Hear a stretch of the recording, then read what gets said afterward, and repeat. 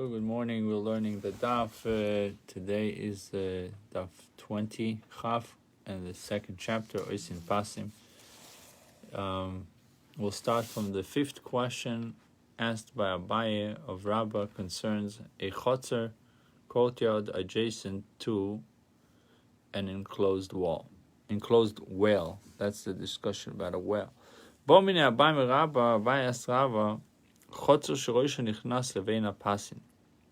The end of a chotzer extends into the area within the boards, which means the front of the chotzer opens directly into a well area enclosed by double post. Okay, has a good picture. Yeah. Enclosed by double post. Why did they do it twice? One has a wall in between, one doesn't. Mm-hmm. I guess the first one is one chotzer, the second one is two chotzers, 2 yards that are, but both are coming into. They're both open directly into a well area. What is the law regarding carrying from within it, within the chotzer, into the area within the boards, and vice versa? So Omar lei muto. So Abaye said, Rabba answered Abaye that it's permissible. Okay? Muto. It's permitted to carry from one to the other because the pilgrims are not considered the resident of the well area. What does it have to do if they're resident or not? It says in number 5, the pilgrims do not actually reside in the well enclosure, and the use of it therefore does not prohibit it to the resident of the chotzer. The pilgrim's residence within the well area is insignificant because of its temporary nature, and they are therefore not considered its owners.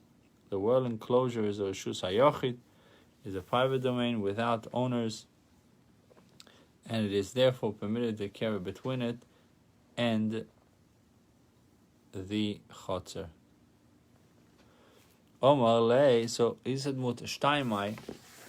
If there are 2 chatzeros that open into the well, like the second diagram, Omar lei also, he said it's forbidden. Omar avuna shtaim asurim.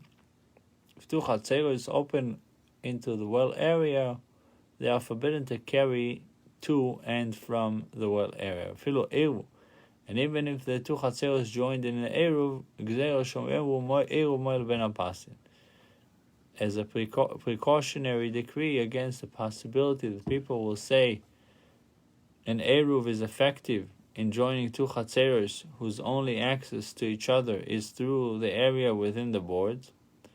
Onlookers, unaware of the direct opening between the chatzeros, might assume, you see there's direct opening, but the onlookers might assume that the eruv is effective even without such an opening, merely by virtue of the indirect access from one chotzer to the other through the well area. You understand it? It's like in the diagram you see it's permissible. Why? Because there is an opening from one chotzer to the next. You don't have to go into the well area in order to get from one chotzer to the next. But the onlookers would say the reason why it's also is because the people from the outside would not know about the opening, and they would think that it's permissible to do that. And therefore, as precautionary, even when you have the opening, it should not be done. That's the opinion of Rav Huna. Rava Omar irvu muto. If the 2 chatzeros joined in an eruv, it is permitted to carry between them and the well area. 28:2. Amar le'abal Rava Tanya the Messiah lo. Why supports your position? If the end of a chotzer extend into the area within the boards, the chotzer opens directly into a well area enclosed by double posts. It's permitted to carry from within it into the area within the boards, and from the area within the boards into it. Also, but if there are 2 chatzeros opening it is forbidden. Only when they didn't make an Eruv, but if they made an Eruv, it's permissible. So obviously we see that this is a challenge for Avuna. Avuna said you shouldn't be doing it because the onlookers. There, the Bible is referring to a particular case which they were joined again. What does that mean? Besides the opening in the middle of the wall, which provides access from one to the other and enables them to join in an Eruv, they were joined again by means of a large gap at the end of the wall, which extends as far as the well area. You see, there's two openings. Right. So in this case, right. Ravuna would say that's why it's permitted. But if there was just one opening, it wouldn't be okay. So Bomina Baimeravo, if you notice in the diagram, you can get from one chotzer to the next in two ways without even going into the well area. You have two openings. Yeah. One in the back and one in the front before the well opening. So Bomina Baimerava, another question Abai asked Rava. Yovshu Maim b'Shabbos Ma'u. If the water in the water hole dried up on the Shabbos, what is the law? May one continue to carry within the area around it? Meaning, if it's not anymore a well, it's not anymore a water hole. Yovshu Maim, the water dried up. So how am I dealing with this pit? Was the partition made for any reason other than the water? No. The rabbis allowed this type of partition only to allow pilgrims to draw water for the animals. Maim ein kan mechitza kan. If there's no water here, there's no mechitza. Right, so then it's nothing. So therefore you should not be able to carry if there's no water. Right. So Bo Ravin, but it's a different case. It's a special case because Yov Shumaim on Shabbos, meaning the water dried up on Shabbos itself. There was water, but suddenly they dried up. So how do I treat this enclosure? So Bo Ravin Yov Shumaim b'Shabbos Ma'u Uvo b'Shabbos Ma'u. If the water dried up on Shabbos and returned on the same Shabbos, what is the law? Is it permissible to carry within the area of the water hole?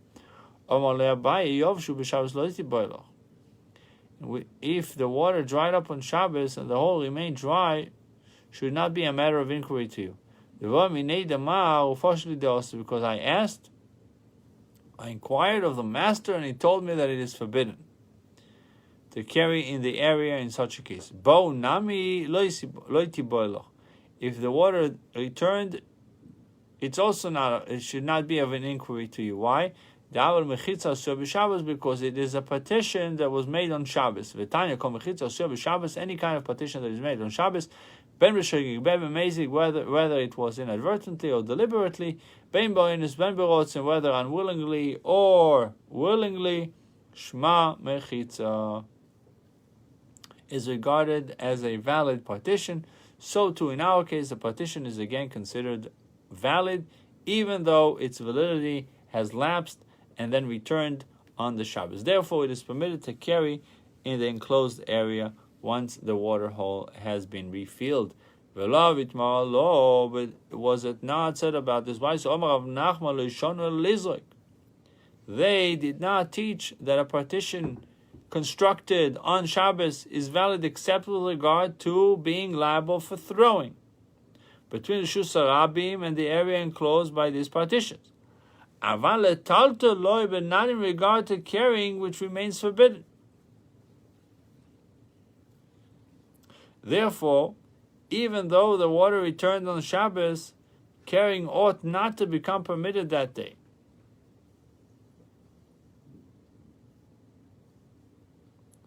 So, what does it mean? They did not teach that a partition constructed on Shabbos is valid except with regard to being liable to throwing. But carrying, no. In which case Rav Nachman's qualification stated, Amazid Itmar, it was stated in regard to a wall erected in deliberate violation of the Shabbos.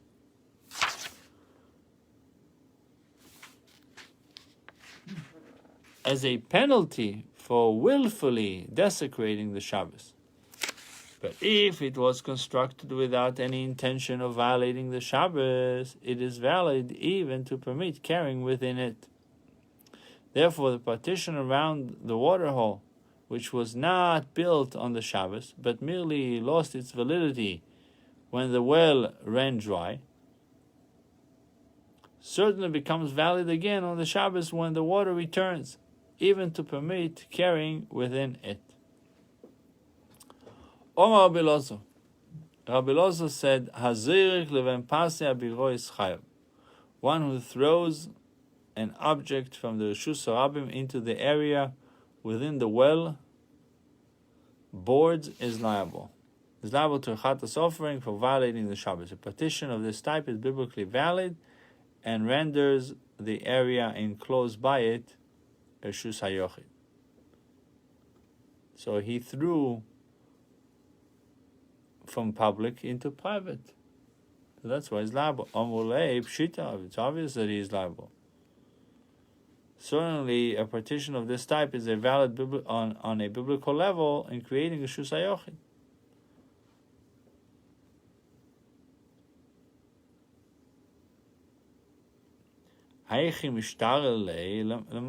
So how does it become permissible for him to fill his vessels with water from the well and bring it up to the surface area surrounding the well? Therefore, the ruling of Rabbi Elazar is superfluous. So the Gemara says, no, Rabbi Elazar's ruling is necessary as it applies to the case of one who made a partition like well boards in Reshus Harabim, where there was no well, and someone threw an object into the enclosed area from Reshus Harabim, which is outside the partition, chayav, for which he is liable for having transgressed a biblical prohibition. Hanami pshita. This too is obvious. If it is not in general a biblically valid partition, even where it does not surround a water hole, how does it become permissible for him to carry with the partition in the case of a water hole? Rabbi Elazar's ruling is necessary to teach us that the partition is valid even though the public travels through it. It lies in the path of general traffic. What do you come to teach me? What is Rabbi Elazar informing us? That the public traffic does not invalidate a partition. Rabbi Elazar has already said once before, in connection with the following Mishnah.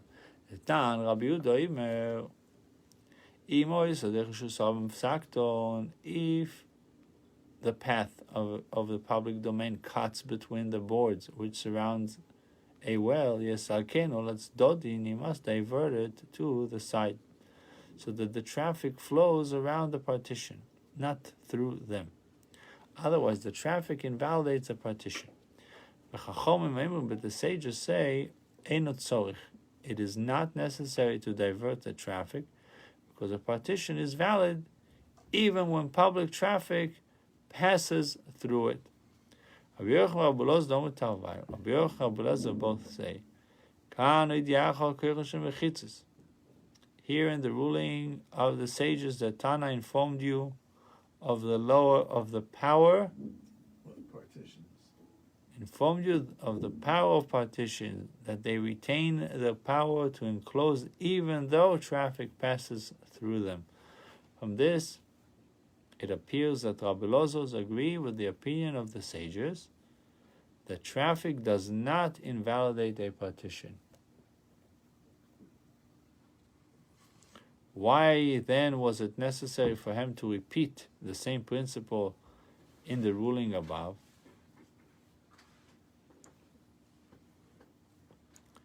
If our only knowledge of Rabbi Elazar's view came from the statement he made in reference to the opinion of the sages, Avamina, I might have said, Kan v'lo svir alei, that Rabbi Elazar is merely observing that here the sages inform us of the power of partition, but he does not accept the view. Kamash Malan, he mentions it, he repeats it to tell us that this is his view. Kan usvir alei, Kamash Malan, that here the sages inform us of the power of partition, and he agrees, Rabbi Elazar agree with that principle. The Gemara objects. You see, if you look at the diagram, it shows you the arrows of like people going back and forth. Yeah. You see arrows going both ways. Like in Walmart now. Let Rabbi Elazar have stated only this earlier ruling, and he would not have needed to make that statement concerning the opinion of the sages.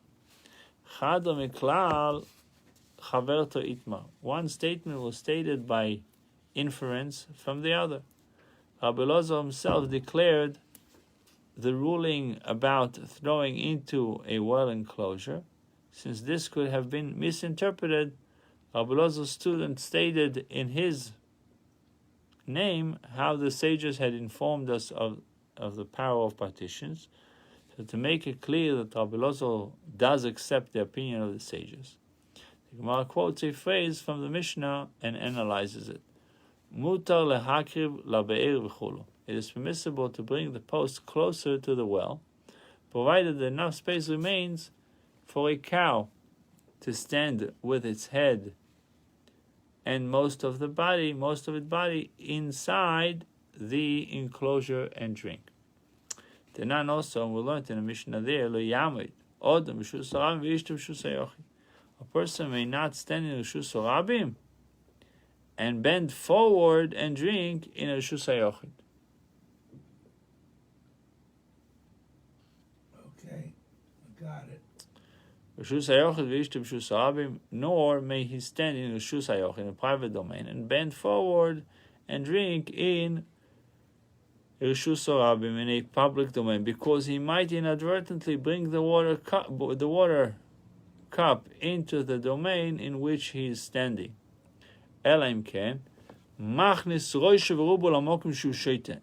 he brings his head and most of his body into the domain in which he is drinking. In this position, he is unlikely to forget and remove the cup from its domain. So now what is he supposed to do? He's thirsty. It's a hot day. What's he doing? He has to be in the same reshus that he's drinking instead of. So wait a minute. Okay, so wait a minute. You have this whole thing with the posts, with the water hole, or with the well. I don't know. So, okay, so he has to drink with a cup. He can't be. He's not a behemoth. The problem is if they will do the post too close to the well, it would be Shus Harabim taking from Shus Hayochid. Right, So the Mishnah spoke about how close you can make those posts surrounding the well. So it says a cow that drinks from the well, but most of his body is also in the well. So if you're making it that wide, the guy Most of his body is in the enclosure. So then the guy wouldn't have a problem because he's not as big as the cow.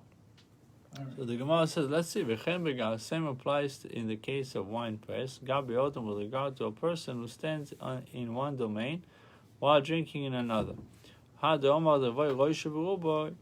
We discussed this in the beginning of Masechta Shabbos about Rosh Uboy, that he has to, the Mishnah has stated that he must have his head and most of his body in the same domain as the one in which he is drinking. However, with regard to a cow standing in Reshus Harabim while it is being given to drink in Reshus Hayochid, do we require that its head and most of its body be inside the Reshus Hayochid or not? Moses says,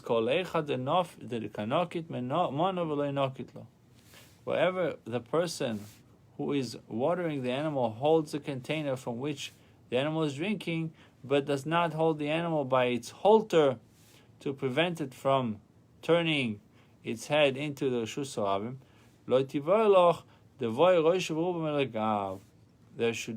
be no question to you that the animal's head and most of its body must be inside the Reshus HaYochid. That's what the Mishnah was saying also. Otherwise, should the animal turn its head into the Reshus HaRabim while drinking, it might lead the person holding the container to carry it inadvertently into Reshus HaRabim. Kiti boiloch, the case in which you should inquire, echad enokit mono v'enokit lo, is where he holds the container while watering the animal, and also holds the animal to prevent it from turning its head into Reshus HaRabim. What is the law?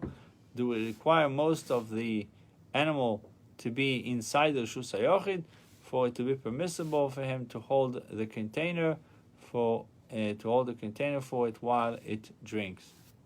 So the Gemara resolves this question with a proof from the Mishnah. Amar Leitin Isua, we have learned this question in Mishnah.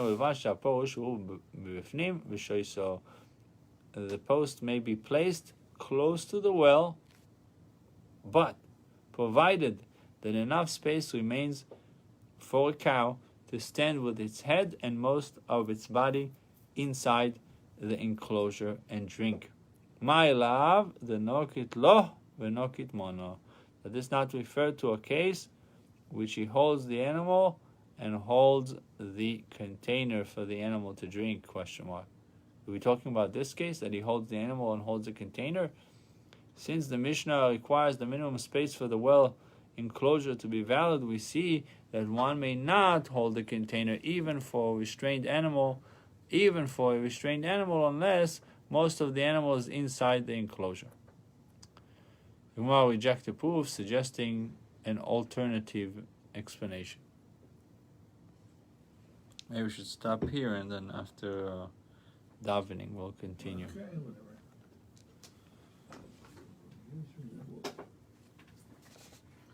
Anyway, so now should we think about other